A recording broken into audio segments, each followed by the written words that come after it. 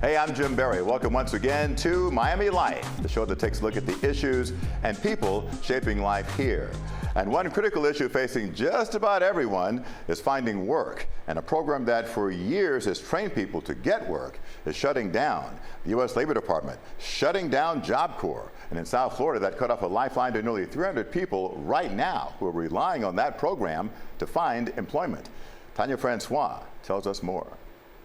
In a news release, the Department of Labor calls this a pause, but in an email they sent to the company operating the Miami Job Corps site, it demands they cease all operations effective immediately and to send the hundreds of students they serve home. People came here to find their purpose, and now that's kind of being stripped away from them. Jalea Cohen is from Palm Bay. She's one of the almost 300 students who have been coming to the Miami Job Corps. Job Corps is the largest nationwide residential career training program in the country, helping at-risk and disadvantaged young people ages 16 to 24. Some students are high school dropouts. With the site closing, some students will now also face homelessness. Bernard Johnson is the Miami Center director. We offer technical training, we offer college classes, we offer them the ability to get their high school diploma if they wasn't able to achieve that. And out of those students, now they're not going to have that chance to move forward. 115 staff members are being dismissed, including Victor Covington, who was also once a student. A sucky situation for us all, because just not for the students, but also it's been staff here that's been here for 15, 20, 25 years, and now we don't know where our future is heading. The Department of Labor sent this email to Adams & Associates, the contractor who runs the Miami Job Corps site, terminating the contract completely for the government's convenience. In a separate news release, the government also says the department's decision aligns with the president's fiscal year 2026 budget. The release goes on to say, in 2024, the program operated at a $140 million deficit. I definitely believe I've found my purpose for sure, because when I was home, I was just staying in the house, really sad, getting into situations I shouldn't have been into. When I got here, I found a reason to exist again. The students must all leave their sites by the end of the week. All 99 sites across the country must close by June 30th. I called U.S. Congresswoman Frederica Wilson to get her reaction to the closings, and she says she plans to testify before the Education Committee this week in an effort to save Job Corps. To read her statement, as well as the news release from the Department of Labor and the email they sent to the Job Corps, we are posting them all on our website at cbsnews.com. In the studio, Tanya Francois, CBS News, Miami. Tanya, thank you. We go from students at Job Corps to students at Florida International University. Students there protested the partnership between the school and ICE to allow its agents on campus. That demonstration happened on the same day that FIU officially named its new president. Terry Hornstein has that story. Those protesters just steps away from where that vote took place. And we spoke to some students and faculty who tell us there are some fears as the former lieutenant governor takes office. No fear, no hate, no ICE in our state. FIU senior Dariel Gomez protesting Monday with a group of students, faculty, and staff outside his school's Board of Trustees meeting. Our students, especially considering we have such a large international student base, are concerned that this partnership with ICE is going to lead to more questioning of students. It's going to lead to false arrests. It's going to lead to racial profiling. Dariel is talking about the 287G agreement between the university and U.S. Immigration and Customs Enforcement. The agreement allows FIU police officers to be trained and authorized to act as ICE agents on campus. The administration and the police department have not done a great job of really informing us about how they're going to ensure that this agreement doesn't lead to those issues. Just steps from the protest, former Lieutenant Governor Jeanette Nunez grilled by the Board of Trustees and then permanently appointed to the role of president at the school. The 7th president of FIU. Nunez served under Governor Ron DeSantis, a proponent of the 287 partnerships. Nunez, whose parents are immigrants, says she trusts FIU's chief of police with the responsibility. He's done a phenomenal job of engaging with the community, engaging with students, making them understand that he would much rather be in control of that process than have somebody come in, an agent from who knows where, come in and manage that. Nunez says when it comes to deportations, she will keep an eye on her students, but also follow the law. We have a responsibility to follow the law. law. So certainly that is a possibility, but we'll have to monitor that situation. It's a delicate situation. I understand it. Nunez will run a campus of about 55,000 students. Out of those, about 4,500 are international students. In Southwest Miami-Dade, Terry Hornstein, CBS News, Miami.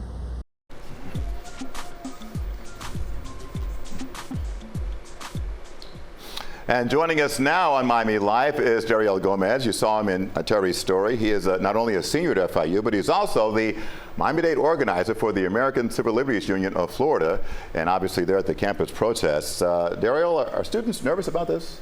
Yes, very. The FIU community, both students and faculty, have a lot of concerns about this agreement because what it does is that it deputizes our campus police to act as ICE agents, and it creates a culture of fear and surveillance in our community. We were not consulted, neither the students nor the faculty, when the administration made this decision. And many of us only found out actually because the Miami Herald published an article about it. So the campus police say they're just doing this to keep the students safe. You buying that? No, I don't, because if that were true, they would be more transparent with how they're going to execute this agreement. We don't know which police officers are going to act as immigration agents, and we don't know how they're going to go about actually questioning students for their immigration status. So if they were more transparent with the answers, it would be easier to believe that. As we all know, immigration policy has changed a whole lot since Donald Trump went back to the White House. How much of a concern does that create there on campus that ICE and the FIU police will be there actually racially profiling students? Yeah, there's a huge concern about that actually, because this particular program, the 287G program, is expanding throughout our state. And every time that we see this agreement take place, we see increases in illegal racial profiling. We see increases in false arrests, including that of a U.S. citizen here in our state. Who's to say that at a university with so many immigrant students like FIU, that won't also happen to us? I guess the big concern here, obviously for the students, is can you finish your education? There's also been talk maybe that students who have earned scholarships might lose those scholarships because of the changing immigration policy. So how are students reacting to this? Are you hearing some students talk about transferring? Yes, I am, and I know many students personally who are unable to continue and complete their education. And what I would like everyone to know is that these are hard-working students. They work harder than any of us to earn their spot at our university. International is our middle name, and we have always prided ourselves in being a safe haven for students across the globe to come and earn their education. And this agreement and changing immigration policy is threatening that. Obviously, this would not only affect the students potentially, but also their parents or other relatives. How much talk is there about that? Yeah, there is a lot of conversation about that. I'll give you an example. For example, there are students who are concerned about whether or not they can invite their relatives to their graduation ceremonies because police there that are going to be unidentifiable might be conducting immigration enforcement. And this is one of the most significant moments in our lives. And the fact that we have to have a conversation about if our family can be there is just heartbreaking and very scary. The flip side, I can hear some people saying, well, you know, look, if you're here illegally, you shouldn't be, you should be forced to go. Your response to that would be? I have 2 points to make. First of all, there are students who are losing their status, their legal status, arbitrarily and rapidly. We've seen the rescinding of TPS, people are losing humanitarian parole, people are losing their student visas. So they came in the legal route and they are also affected. And also, like I mentioned, this doesn't only affect immigrants because anybody, especially at a school like FIU, could be subject to illegal racial profiling and being falsely detained. You had this protest the same day that Jeanette Nunez was officially named as the president. We know, of course, of her strong ties to Governor Ron DeSantis and his hardline stance on immigration. Does this feel like a fait accompli to you that she was installed there to carry out some master plan? So my perspective on our new president is that she is a newcomer to our FIU community. And she has the responsibility to listen to the community, especially regarding this vastly unpopular decision. It's a summer semester, and we had students show up at 8 in the morning to protest about this. We had a town hall that was packed just 2 weeks ago discussing this, and I think regardless of her political affiliation, being our new president, she's here now. And we're willing to work with her, but she needs to listen to our concerns and actually address them, which she has not been able to do up to now. Okay, well, let's hope that conversation continues and that something is resolved so that you and many other students there can further your education. And as an aside, you told me that you're thinking about becoming an immigration lawyer. It seems as though maybe this cause has inspired you to perhaps find your vocation. Yeah, definitely. I mean, I grew up here in South Florida. We all know immigrants. We all know people that are being affected right now. And I'm dedicating myself to do everything I can to protect the people that I love and that raised me. Dariel, I appreciate you being here on Miami Life. Of course. Thank you for having me. Thank you for this opportunity. For sure. Up next on Miami Life, the role of women in the military. It's back in the spotlight. We talked to a female veteran about it. Plus, this. Sounds corny, but music feeds the soul. It helps with our emotional balance. And in our latest Side Hustle installment, meet an accountant who crunches the numbers by day and then belts out the tunes at night.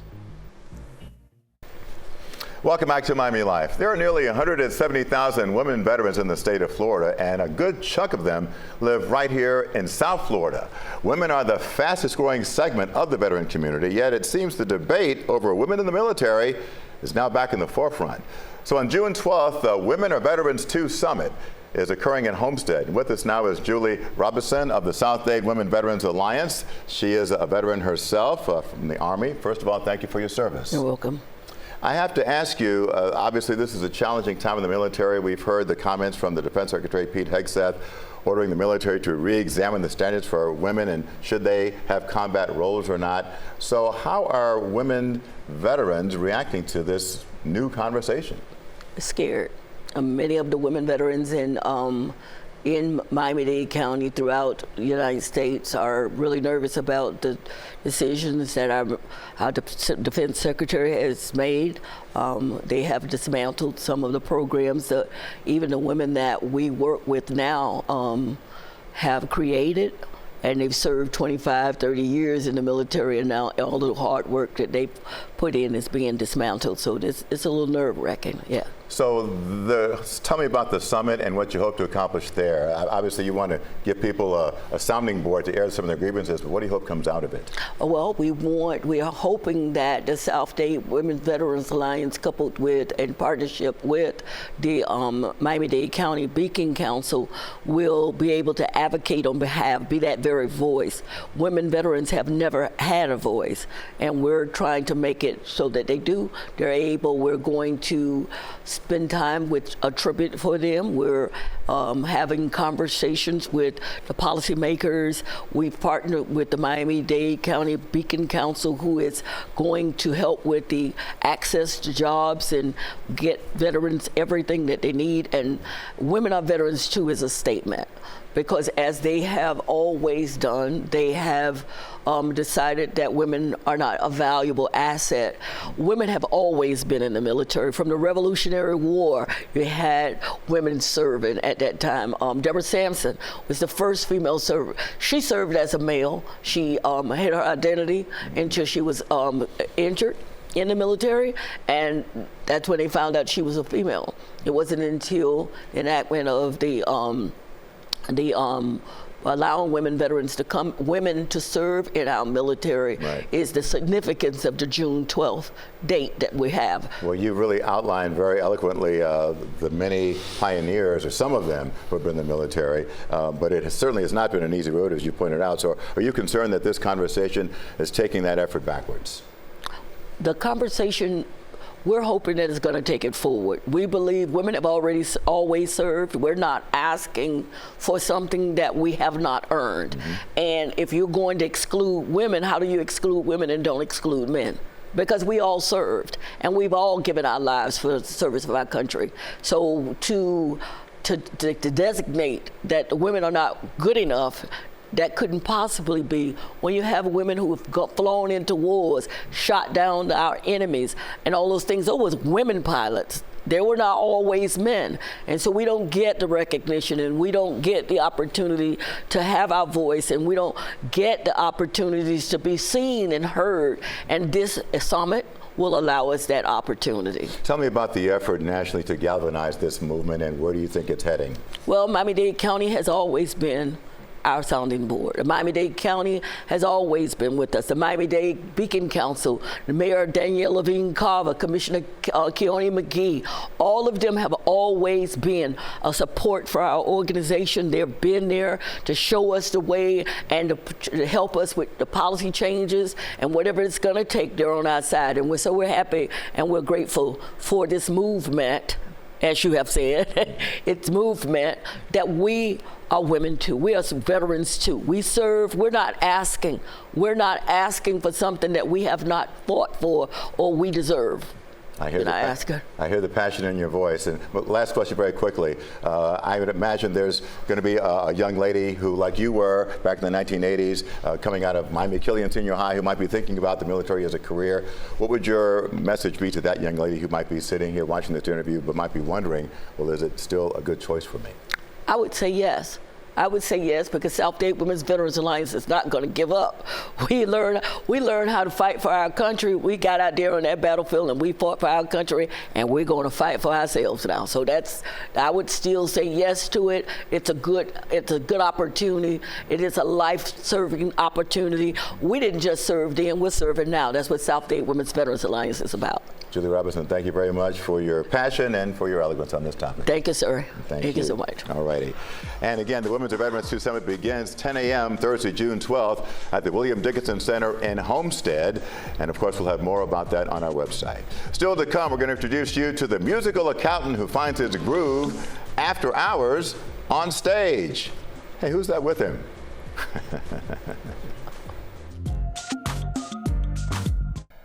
All right, this week on Side Hustle, we meet a local accountant with a passion for numbers and notes, the musical kind. And that combination of spreadsheets and songs helps him stay in the groove. By day, Warren Hill's life is about numbers. Let's go in here. Hill has been an accountant for nearly 30 years, building a career doing audits and tax returns. After cutting his teeth with a big firm, he went out on his own and now has offices in Hollywood and Coral Springs. His professional motto, pretty simple. So I always say that the CPA's job is to tell the story from the numbers and the number from the stories. But numbers only tell part of Hill's story. When he's done crunching numbers, he hits the stage all across South Florida as an entertainer. Hill performs 3 to 4 times a week, playing everything from rock to Motown. You know, I may do something like, Shabuzi, which is sort of newfangled country, to Sweet Caroline. They're singing along to Mustang Sally. Music has been in Hill's blood since he was a kid. In fact, he was the lead singer in a boy band that was seen as Miami's answer to the Jackson 5. Hill says his 2 vastly different lives helps him strike a balance between the cut and dry world of accounting and the creative world of music. So music helps merge those 2 brains, hemispheres, let's say, for anybody. The Suzuki way in there. It sort of helps us get emotional balance, let's say. That's all, But to really put it plainly is it just kind of helps balance you out. There are times where I'm studying and really involved in the nerdy side, the left brain side, and then, I'll do some music and completely forget about it, or vice versa. Music helps connect, me, helps smooth the edges, so to speak, and it helps connect to other people. And it helps me when I've taught accounting to be able to connect all these complicated concepts and stuff. Hill has opened for some big names and every now and then performed with some lesser-known acts. When it comes to singing accountants in South Florida, Warren Hill knows he might be one of one. But it's a little tough to find, the CPAs that can bring the funk. So, just tough, I'm just saying.